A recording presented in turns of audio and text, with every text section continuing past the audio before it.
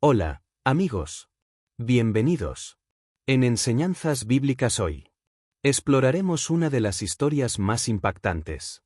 En un mundo donde la fe debería ser un puente que une a las personas, muchas veces se convierte en un muro que las separa.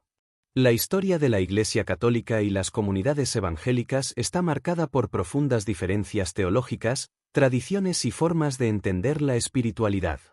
Los católicos, con su rica herencia histórica y devoción a los santos, a menudo ven a los evangélicos como desprendidos de la tradición. Por otro lado, los evangélicos, con su énfasis en la Biblia como única autoridad, critican lo que consideran prácticas católicas alejadas de las Escrituras. Estas diferencias, aunque válidas en el ámbito del debate teológico, han llevado en ocasiones a divisiones profundas, no solo en las doctrinas, sino también en los corazones. Sin embargo, ¿qué sucede cuando estas diferencias se enfrentan a una crisis que exige unidad? ¿Puede el amor y la compasión superar las barreras del orgullo y la desconfianza? Te invito a escuchar una historia que nos recuerda que, más allá de las diferencias, hay un llamado común a amar y servir. Prepárate para sumergirte en El Puente de la Fe, un relato que nos muestra cómo, incluso en medio de la división, la esperanza y la reconciliación son posibles. Pero antes, te pido que te suscribas y le des like a este vídeo para seguir creando más contenidos como este. No olvides activar la campanita de notificaciones para no perderte ninguno de nuestros vídeos. Comencemos. El caso de la rivalidad entre los católicos y los evangélicos. Pero antes de empezar con la historia del Puente de la Esperanza, vamos hacia el pasado. Según la Biblia, la Iglesia Católica considera que su origen se remonta a Jesucristo. Y a los apóstoles, específicamente a Pedro, a quien Jesús le dijo: «Tú eres Pedro, y sobre esta piedra edificaré mi iglesia». Mateo 16 versículo 18. Esto ocurrió en el siglo I después de Cristo. Según la historia, la Iglesia Católica como institución organizada comenzó a tomar forma en los primeros siglos del cristianismo, especialmente después del Edicto de Milán, 313 después de Cristo, cuando el emperador Constantino legalizó el cristianismo. En el año 380 después de Cristo, el cristianismo se convirtió en la religión oficial del Imperio Romano bajo el emperador Teodosio I. La estructura jerárquica, obispos, sacerdotes, etc., y las doctrinas se consolidaron en los concilios ecuménicos, como el Concilio de Nicea, 325 después de Cristo. Iglesia evangélica o culto evangélico. Según la Biblia, los evangélicos basan su fe en las enseñanzas de Jesús y los apóstoles, pero no consideran que su movimiento sea una continuación directa de la Iglesia Católica. En cambio, enfatizan un regreso a las raíces del cristianismo primitivo descrito en el Nuevo. Según la historia, el movimiento evangélico moderno tiene sus raíces en la Reforma protestante del siglo XVI, liderada por figuras como Martín Lutero, Juan Calvino y otros reformadores. Lutero criticó las prácticas de la Iglesia Católica y promovió la idea de que la salvación se alcanza solo por la fe, sola fide, y no por obras. Sin embargo, el término evangélico se popularizó más tarde, en el siglo XVIII, durante el Gran Avivamiento en Inglaterra y Estados Unidos, con predicadores como John Wesley y George Whitefield. En el siglo XX, el movimiento evangélico se expandió globalmente, enfocándose en la conversión personal, la Biblia como autoridad máxima y la evangelización. En resumen, la Iglesia Católica surgió en el siglo I después de Cristo con los apóstoles y se consolidó como institución en los siglos IV y V después de Cristo. La Iglesia evangélica tiene sus raíces en la Reforma protestante del siglo XVI. Pero el movimiento evangélico moderno se desarrolló principalmente en los siglos XVIII y XIX. Ambas tradiciones tienen fundamentos en la Biblia, pero interpretan la historia y las Escrituras de maneras diferentes. Sobre las Biblias católicas y las Biblias evangélicas. La diferencia principal entre la Biblia católica y la Biblia protestante, incluyendo a los evangélicos, radica en el número de libros que cada tradición considera canónicos, es decir, inspirados por Dios y parte de la Sagrada Escritura. Aquí te explico las diferencias. Biblia católica. La Biblia católica incluye 73 libros, divididos en el Antiguo Testamento y el Nuevo Testamento.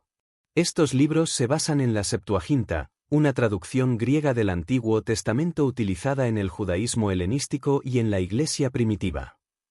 Antiguo Testamento, 46 libros. Incluye los 39 libros que también aceptan los protestantes. Además, incluye 7 libros deuterocanónicos, llamados así porque su canonicidad fue discutida en la Iglesia primitiva. Tobías, Judith, Sabiduría, Eclesiástico, Sirácida, Baruch, Macabeos 1 y Macabeos 2. También incluye adiciones a los libros de Esther y Daniel, como la oración de Azarías y el cántico de los 3 jóvenes. El Nuevo Testamento, 27 libros. Es idéntico al de los protestantes, con los mismos 27 libros. Biblia evangélica, protestante. La Biblia evangélica incluye 66 libros, basándose en el canon hebreo, la lista de libros aceptados por el judaísmo rabínico. Antiguo Testamento, 39 libros. Incluye solo los libros que forman parte del canon hebreo.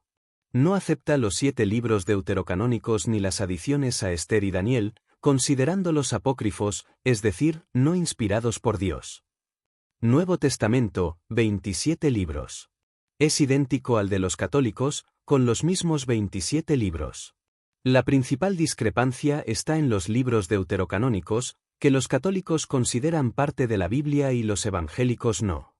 Esta diferencia se remonta a la Reforma Protestante del siglo XVI, cuando Martín Lutero y otros reformadores cuestionaron la canonicidad de estos libros, basándose en que no formaban parte del canon hebreo. ¿Por qué la indiferencia entre estas dos iglesias? La indiferencia o, en muchos casos, la tensión entre la Iglesia católica y las iglesias evangélicas, protestantes, tiene raíces históricas, teológicas y culturales. Estas diferencias surgieron principalmente durante la Reforma Protestante en el siglo XVI y se han mantenido hasta hoy, aunque en tiempos recientes ha habido esfuerzos ecuménicos para promover la unidad. Aquí te explico las razones principales de estas diferencias. Diferencias teológicas. Las discrepancias doctrinales son una de las causas principales de la división entre católicos y evangélicos. Algunas de las más importantes son: autoridad de la Biblia. Evangélicos sostienen que la Biblia es la única autoridad infalible en materia de fe y práctica, sola escritura. Rechazan tradiciones que no estén explícitamente basadas en la Biblia. Católicos creen en la autoridad de la Biblia, pero también en la tradición de la Iglesia y el magisterio, la enseñanza autorizada de los obispos y el Papa, como guías para interpretar la Biblia. Salvación. Evangélicos enfatizan que la salvación es solo por la fe en Jesucristo y no por obras humanas. Católicos enseñan que la salvación es por la gracia de Dios, pero que las obras y los sacramentos son necesarios como respuesta a esa gracia. Sacramentos. Evangélicos generalmente reconocen solo 2 sacramentos, bautismo y comunión, y los ven como símbolos de la fe. Católicos practican 7 sacramentos: bautismo, confirmación, Eucaristía, penitencia, unción de los enfermos, orden sacerdotal y matrimonio, y creen que estos son medios de gracia instituidos por Cristo. Veneración de María y los santos. Evangélicos rechazan la veneración de María y los santos, argumentando que solo Dios debe ser adorado. Católicos veneran a María como Madre de Dios y a los santos como intercesores, aunque aclaran que no los adoran, solo a Dios. Diferencias históricas. La Reforma Protestante del siglo XVI fue un punto de quiebre en la historia del cristianismo. Martín Lutero, Juan Calvino y otros reformadores criticaron prácticas de la Iglesia católica, como la venta de indulgencias, la corrupción clerical y la centralización del poder en el Papa. Esto llevó a la división entre católicos y protestantes, que luego se ramificó en diversas denominaciones, incluyendo las iglesias evangélicas. Pero lo que pasó en el Puente de la Esperanza nos lleva a reflexionar sobre la importancia de la unión. Veamos esta historia. El pueblo de San Miguel de los Vientos estaba dividido por el río Esperanza. A un lado, los católicos con su gran iglesia de campanario y misas solemnes. Al otro, los evangélicos con su templo sencillo, donde los cánticos y alabanzas resonaban con fervor. Por años, estas dos comunidades vivieron en constante disputa. Los católicos murmuraban que los evangélicos despreciaban la tradición. Los evangélicos criticaban la devoción a los santos. Las diferencias eran más importantes que el amor que decían profesar. Las tensiones alcanzaron su punto más alto cuando el joven Mateo, un muchacho de 17 años, fue gravemente herido en un accidente. Su madre, desesperada, corrió a pedir ayuda a la Iglesia Católica, pero el sacerdote, aunque conmovido, no tenía los recursos para ayudarlo. La mujer cruzó entonces el puente al otro lado del río, suplicando en el templo evangélico, pero allí le dijeron que ya habían usado sus donaciones en otra causa. El pueblo quedó en shock. Por primera vez, todos vieron la consecuencia de su división, su propia frialdad ante el sufrimiento ajeno. La tormenta que lo cambió todo. Esa misma noche, el cielo se oscureció y una tormenta descomunal cayó sobre San Miguel de los Vientos. El río creció con furia, llevándose el viejo puente de madera que unía ambos lados. Las casas comenzaron a inundarse y familias enteras quedaron atrapadas. Los gritos se escuchaban en medio de la lluvia torrencial. Ni los católicos ni los evangélicos podían enfrentarse solos a la catástrofe. Fue entonces cuando la fe se impuso sobre la discordia. El sacerdote padre Esteban y el pastor Samuel reunieron a sus congregaciones. Con linternas y sogas en mano, católicos y evangélicos trabajaron codo a codo. Rescataron a los ancianos, abrieron las puertas de sus templos para refugiar a los necesitados y compartieron el pan sin importar la doctrina de quien lo recibiera. El puente de la esperanza. Cuando la tormenta cesó, la tragedia había dejado una lección clara: si no trabajaban juntos, no sobrevivirían. Sin un puente, la única forma de comunicarse era cruzando las aguas traicioneras en pequeñas barcas. Pero pronto, alguien propuso una idea: construir un puente nuevo, esta vez, entre todos. Hombres y mujeres, jóvenes y ancianos, tomaron herramientas y comenzaron la obra.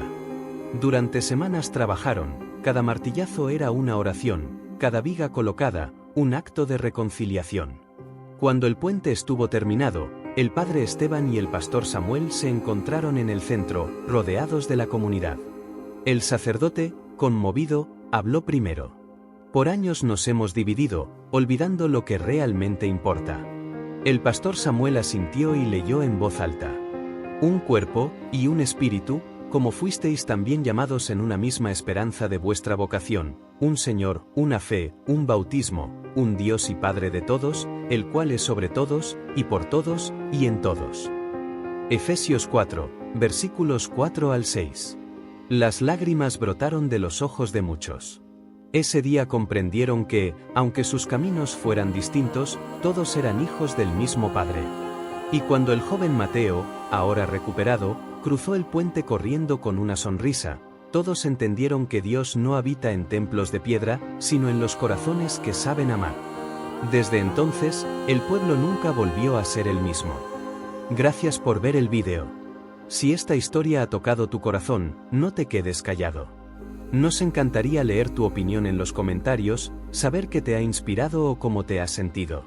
Si te gustó, no olvides darle like, compartir este vídeo con alguien que necesite escuchar este mensaje.